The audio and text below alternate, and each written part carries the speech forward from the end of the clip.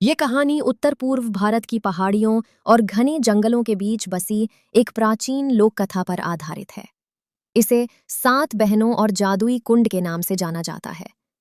एक समय की बात है, एक ऊंचे पहाड़ पर 7 बहनें रहती थीं। सातों की सुंदरता और उनके आपसी प्रेम की चर्चा पूरे राज्य में थी। सबसे बड़ी बहन का नाम अरुणा था और सबसे छोटी का नाम मैत्री। वे सातों जंगल की रक्षक मानी जाती थीं और प्रकृति से बातें कर सकती थीं। जंगल के बीचों बीच एक नीलम कुंड था। इस कुंड का पानी इतना साफ था कि रात में तारे उसमें तैरते हुए दिखाई देते थे।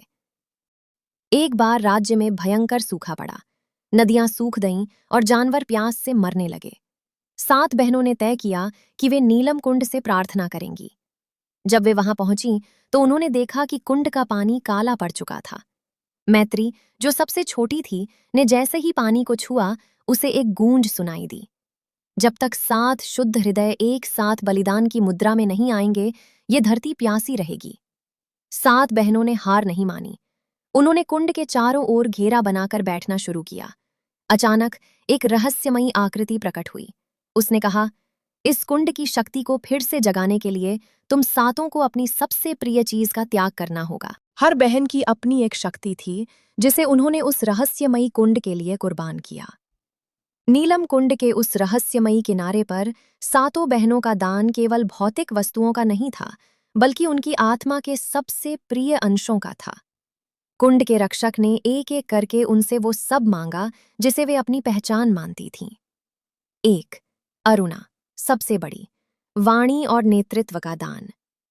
अरुणा सातों में सबसे साहसी थी और अपनी बहनों का मार्गदर्शन करती थी।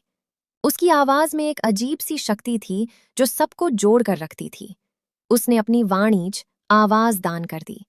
उसके चुप होते ही जंगल में एक गहरा सन्नाटा छा गया। 2. सुवर्णा, दृष्टि और सौंदर्य का दान। सुवर्णा की आंखें नीलम जैसी नीली थीं। उसे अपनी आंखों की चमक पर बहुत गर्व था। उसने अपनी आंखों की ज्योति दान कर दी।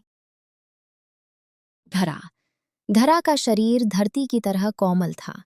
वो पौधों और जानवरों को छूकर उन्हें ठीक कर देती थी। उसे प्रकृति के स्पर्श से बहुत प्रेम था। उसने अपना स्पर्श का एहसास दान कर दिया।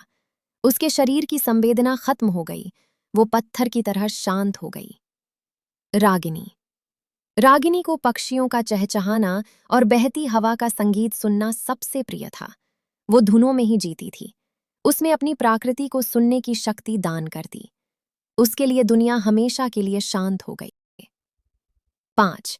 मेधा, स्मृति और ज्ञान का दान। मेधा सबसे बुद्धिमान थी। उसे इतिहास, जड़ी बूटियों और अपने परिवार की हर छोटी याद कंठस्थ थी। यादें ही उसका जीवन थीं। दान, उसने अपनी याददाश्त, स्मृति दान कर दी। चपला, गति और स्वतंत्रता का दान। चपला हिरण की तरह तेज दौड़ती थी। उसे आजादी और पहाड़ों पर घूमना पसंद था। उसे एक जगह रुकना पसंद नहीं था। उसने अपने पैरों की गति दान कर दी। वो एक जगह स्थिर हो गई ताकि जहां वो खड़ी हो वहां से पानी का एक अटूट स्रोत, झरना फूट सके। 7. मैत्री, सबसे छोटी, हृदय का मोह और अस्तित्व का दान। मैत्री सबसे मासूम थी और अपनी बहनों से सबसे ज्यादा प्यार करती थी। उसका संघर्ष अपनों से अलग होने का था। उसने अपने हृदय का मोह और अंततः अपना मानवीय स्वरूप दान कर दिया। उसने स्वीकार किया कि अब वे 7 बहनें नहीं रहेंगी, बल्कि प्रकृति का हिस्सा बन जाएंगी। जैसे ही मैत्री ने अपना अंतिम दान पूरा किया, सातों बहनें 7 विशाल झरनों में बदल गईं। अरुणा की आवाज पानी की गर्जना बन गई।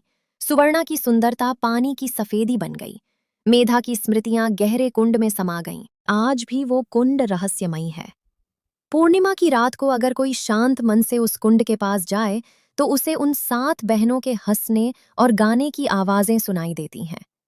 वो कुंड कभी सूखता नहीं है, क्योंकि उसे उन बहनों के अटूट प्रेम और बलिदान का आशीर्वाद प्राप्त है।